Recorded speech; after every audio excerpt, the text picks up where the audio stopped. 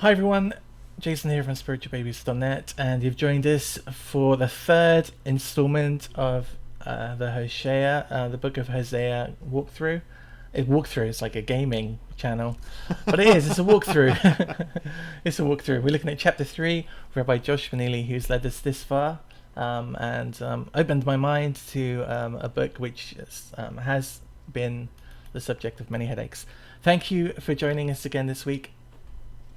Always a pleasure. And we're going to dive straight into Hosea chapter 3, verse 1. And the Lord said to me, Go again, love a woman beloved by her companion, yet an adulteress, like the love of the Lord. Like the love of the Lord of the children of Israel, who turn to other gods and love goblets of grapes. Has got the air of Jerry Springer with some of the language that's used. So I need to ask, because there are people at home that are wondering, and I'm wondering, is when it says go again, love a woman beloved by her companion, are we talking about the same wife, or are we talking about an extra wife? From what I have seen, this is continuing with the same relationship, but it's again this idea of again and again and again being burnt, if you will.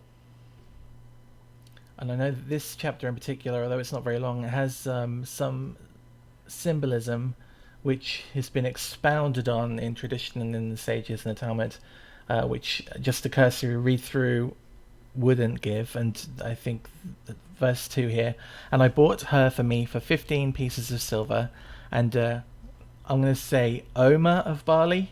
Hmm. There's a ch there, which makes me want it. Well, it But is. It literally is a homer in the Hebrew. Yes.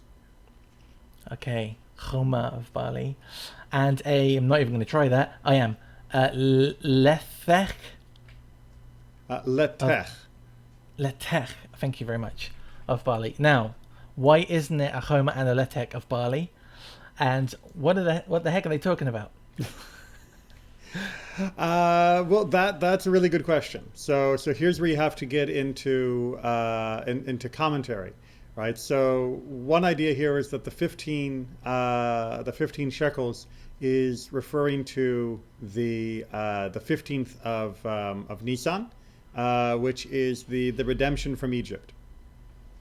And then of course the homer of barley is coming along as the completion of the Exodus, which is the counting of the Omer, and the ultimate arrival at Mount Sinai for Shavuot when the Torah is received.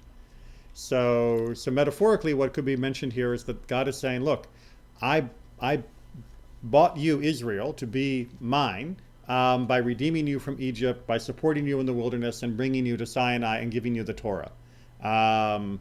So come on. And there's a stipulation that comes in verse 3 that there were some caveats to what was happening in this relationship, but come on.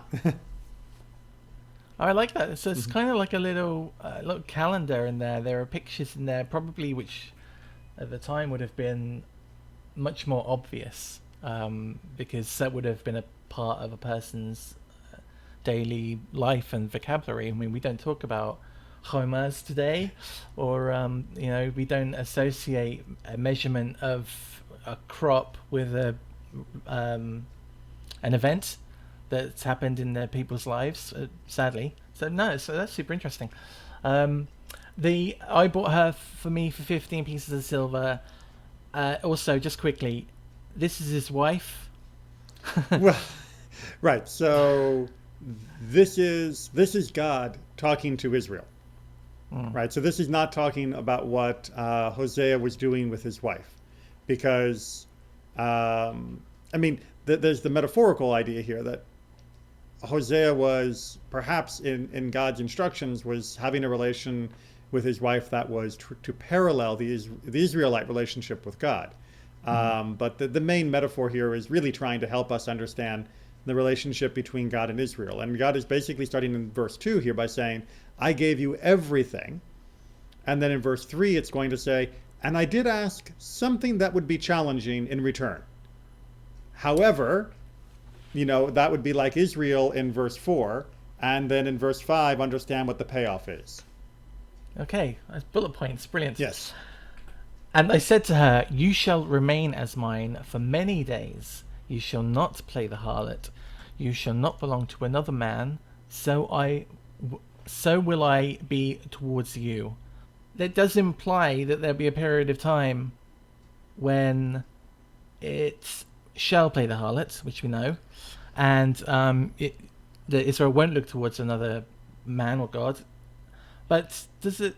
I mean, and so will I be towards you. Also gives the assumption that the Creator, is going to pull away and not deliver the protection and love.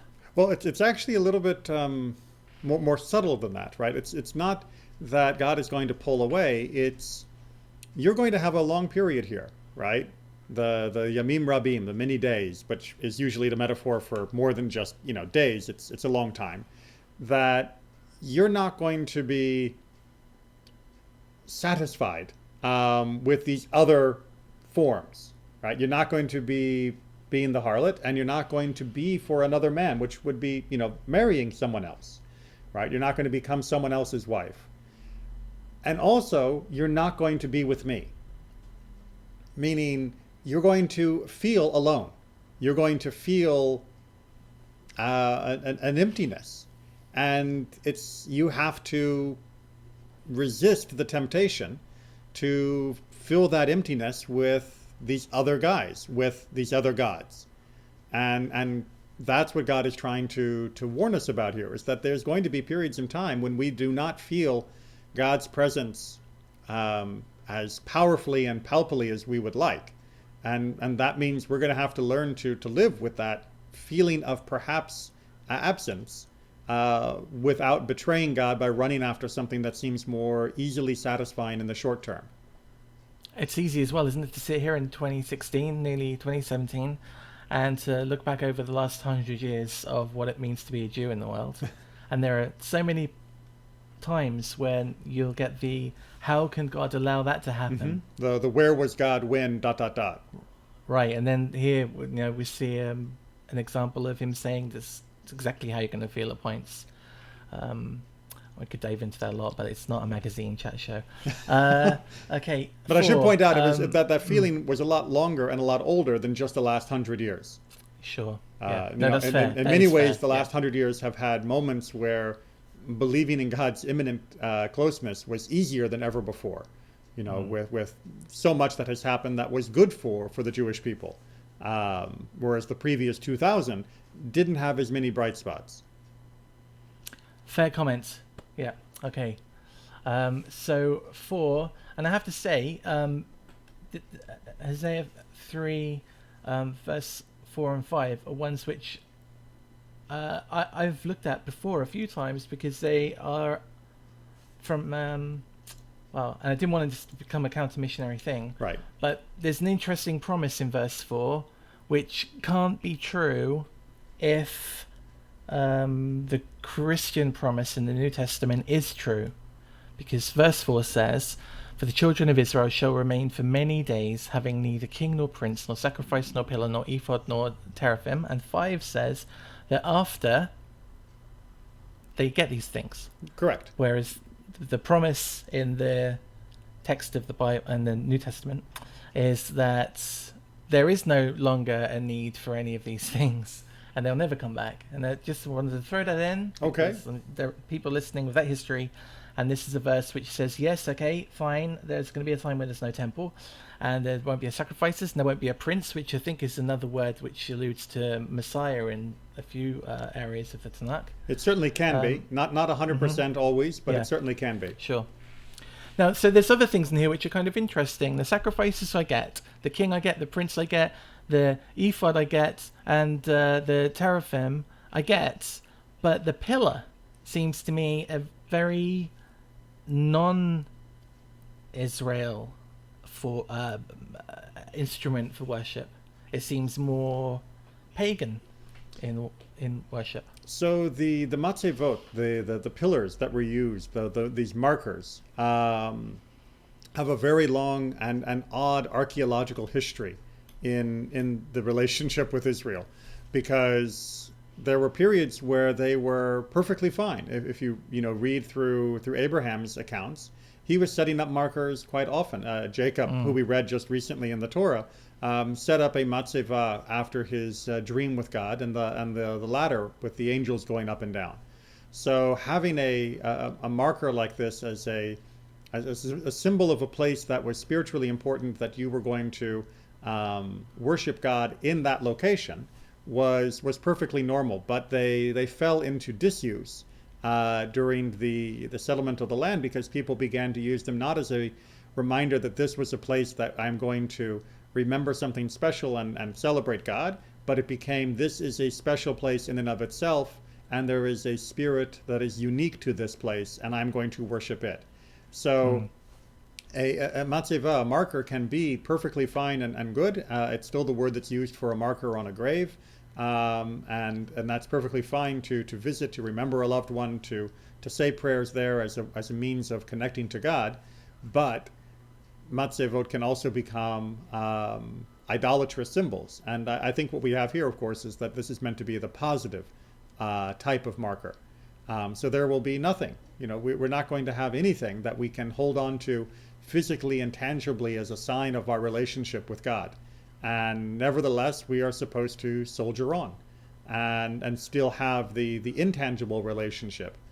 And in the end chapter, or verse 5 rather, we're going to find out that yes, these things will return and it will be better than ever. Your explanation there just seems so thoroughly diaspory. That's not a real word, but so thoroughly everything I have is in a bag, and I've got no connection to. Yeah. Okay. Afterwards, shall the children of Israel return and seek the Lord their God and David their king, and they shall come trembling to the Lord and to His goodness at the end of days. What can we add to that? I mean, it's just it's a beautiful vision. Yeah, it's very difficult. It's one of the only verses I've read, I think, and that you can read and you go, oh, I get everything that's in there. What I enjoy is that there's still the children of, because often I think Israel as a group of tribes with a patriarch and offspring is often forgotten, and I love that here they've still used the children of Israel as a title, when so often it's just Israel. Right, and B'nai Israel doesn't necessarily literally mean children, of course. It just means the collective. One little point, since there's not much else to add thematically, but it's always good to remind a few vocabulary things. The word that was used that you had for trembling, it's not actually the word that is used for trembling, like trembling motion in Hebrew. It's the word that comes from the root pachad, to be, that's usually translated as being afraid or terrified. But clearly we're not talking about the emotion fear here that we think of in English. We're talking about somebody that is overloaded emotionally, that they are overawed, or their entire emotional and spiritual range of feelings are just being short-circuited because of the experience. And that's a good reminder that when it says, like, you should fear the Lord, you shouldn't immediately think, cowering in a corner. To fear the Lord means you should open yourself up to allow yourself to be bowled over by the experience, and that can be a positive thing, to release and allow yourself to have that depth of experience, which can be scary, which can feel an awful lot like you feel when you are panicked and out of control of your emotions when scared. And that's why they share the same root. But you have to adjust and understand, in some circumstances, that type of total capitulation to the moment and experience of being with God is perfectly good, even though that type of emotion can be bad in some other circumstances, when you're facing a bear or something. When I traveled from Ben Gurion Airport to Tel Aviv the first time I went to Israel, we got in one of those taxi drivers from the airport. Okay, I think I know where this is going. And it was 11:30 at night, and there didn't seem to be any street signs, and I don't even know if the guy was looking, but I get an impression of what you were talking about. You have no control And you can't change anything, and at that point you realize that your life is not in your own hands. And yeah, I can really connect to what that word might mean in that instance. It's very good. On that note, again, there's a great old Jewish joke where a rabbi comes up to heaven, and he gets to heaven, and they say, "Oh, Rabbi Shapiro, yes, we've been expecting you. Thank you. Welcome to heaven." And they begin to show him in. And he's thinking to himself, come on, I'm a rabbi. Don't I get a little more respect than this? And while he's being shown in politely by one of the attendants, there's a huge fanfare of horns trumpeting, and the angels begin to sing, and they say, "Oh, the taxi driver Shlomo is coming. The taxi driver Shlomo is coming." And everybody runs out to the gates to greet Shlomo as he walks in. And Rabbi Shapiro turns to the guy who's escorting him and says, "What's this? I'm a rabbi. I spent my entire life giving sermons and raising people up to God, and I get one lousy attendant and nobody comes to greet me. And some taxi driver, he gets all of this?"